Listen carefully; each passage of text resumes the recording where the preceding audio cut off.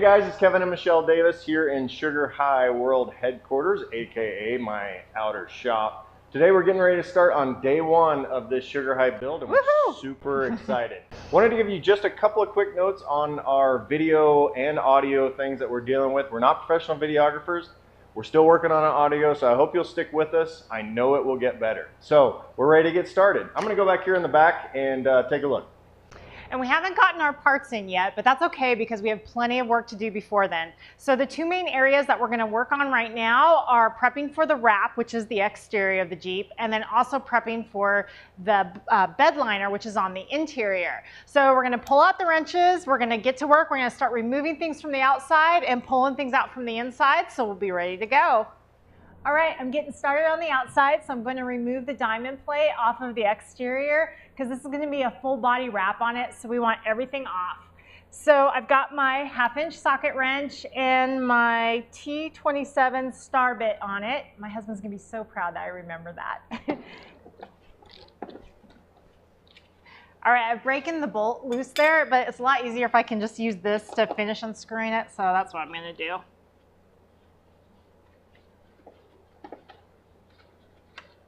All right, we've got all the bolts out on the side, but there's still some bolts underneath, so I'm gonna get under here and start getting those out.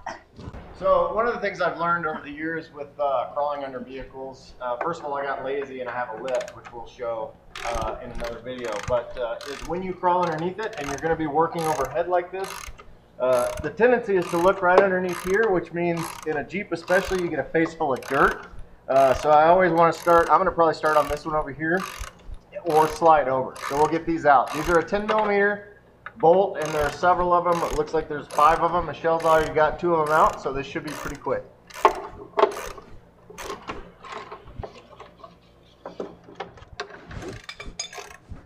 So as Michelle takes this last bolt out, oh, just broke my own rule. I got a face full of dirt.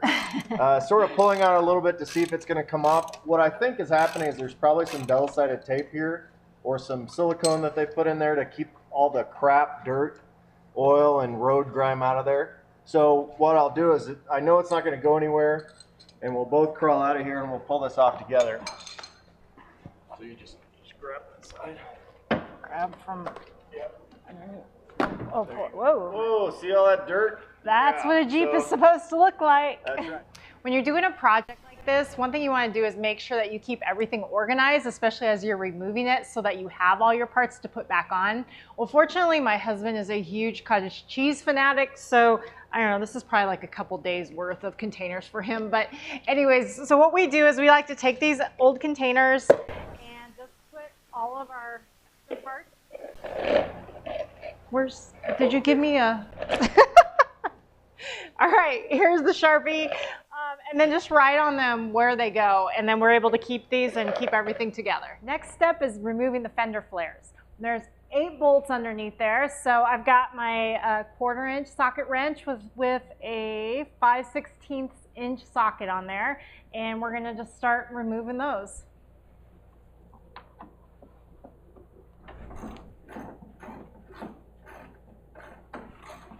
All right, I got the last bolt out, so she should come off. Woo, there she is. So on these front fender flares, there's actually an embedded light. We're going to end up going with some tubular fender flares and probably replace these front fenders as well with a different type of fender that's got integrated fender flares in it. But with these, they have integrated lights, and so you actually need to disconnect those. Because we're going to continue to drive this, what we'll end up doing is we'll take this out and probably zip tie it under here so that it's not dangling and won't break and all that. But basically, it's pretty simple. You just turn this and it'll come right out. I don't know if you can see that, but basically the little bulb comes out and you're good to go to take the rest off. Do you want to do the honors?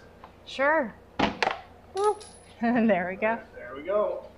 Okay, now we better get over to the other side and get those off too. If you have the option to use an air ratchet or another power tool, it definitely makes this job a lot easier.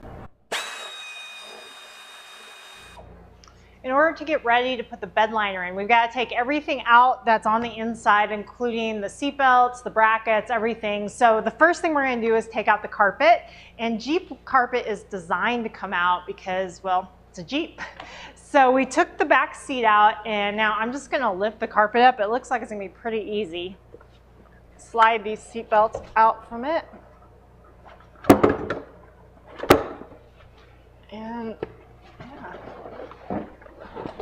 And that's all it takes. The side's a little trickier, but you just have to slide it around things, and it's got splits in it and stuff, so it really does come out fairly easy.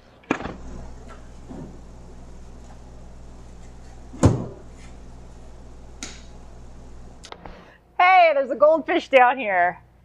Yummy. To get this rear piece out, it looks like we're going to have to partly remove the console.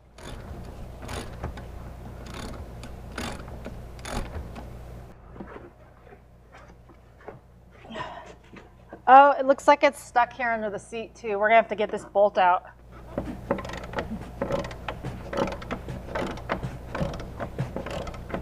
Well, I didn't take it all the way out, but I just loosened it, so it should be enough, yep, to take the carpet out from underneath it.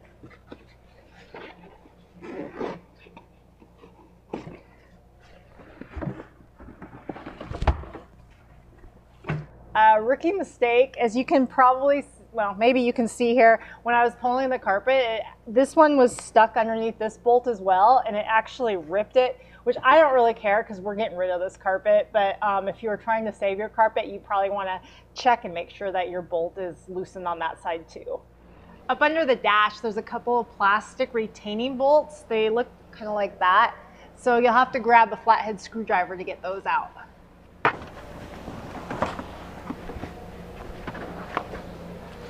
And there's that panel.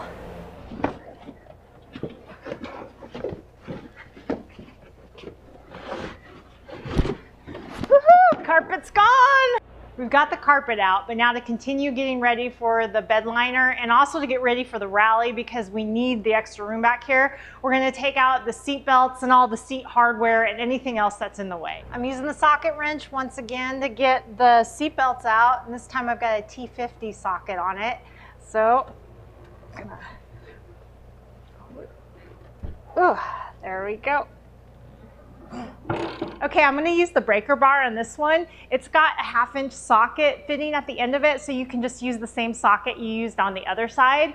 But unlike a socket wrench, it doesn't ratchet, so you have to line it up in the right position the first time. So hopefully I'll get it. All right, and then you just pull. This one wasn't too hard, fortunately. Now that I've broken the bolt loose, I can just switch back to my normal socket wrench and keep going.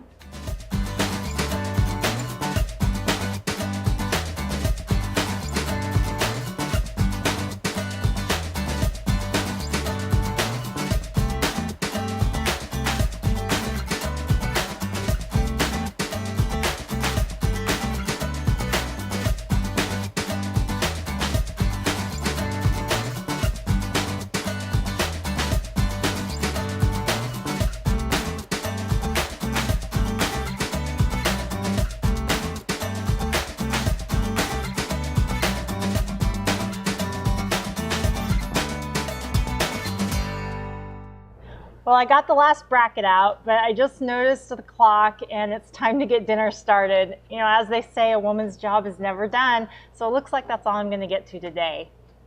You did awesome today. I was Thank really you. impressed. You learned how to use all those tools really well, like you're a total pro. So it was good because I could sit around and play on my phone while she did all the work, which is a lot nicer than what I usually have to do, which is most of this by myself. Plus, you know, the view's not bad either. Hey, don't forget to subscribe. The button is below. And follow us. We'll be trying to do these videos pretty regularly. We've got like 70 days to build this thing, so we are going to be doing a lot of building. Once we get the parts, it'll be a little bit faster, and but we're going to be trying to do these videos really regularly. So make sure you subscribe. Follow us on www.teamsugarhigh.com and at Team Sugar High on Instagram and Facebook. So thanks for joining us. We'll see you next time. See ya. Thanks.